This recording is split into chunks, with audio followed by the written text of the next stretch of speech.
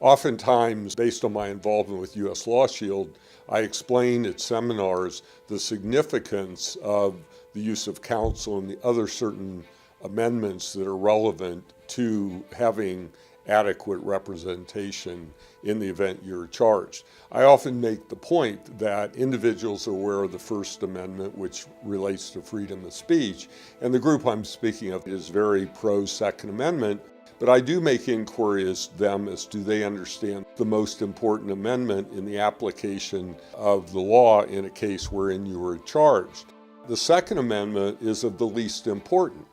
The most important is the Sixth Amendment, because the Sixth Amendment provides you with the attorney that can express your rights under the First, Second, Fourth, and Fifth. So that's paramount, and that all relates back to if you are under a circumstance where you're being investigated for a crime, even if you haven't been charged, but you've been contacted by law enforcement, or you think there's any reasonable probability you're going to be contacted by law enforcement in the future, your first call needs to be to a competent lawyer who can analyze the case. Oftentimes, cases are resolved prior to charges being brought, or your attorney or counsel can get involved, modify the charges, make arrangements consistent with what you're looking to do, can make arrangements relative to bond. If these matters aren't addressed at the beginning or the commencement of investigation,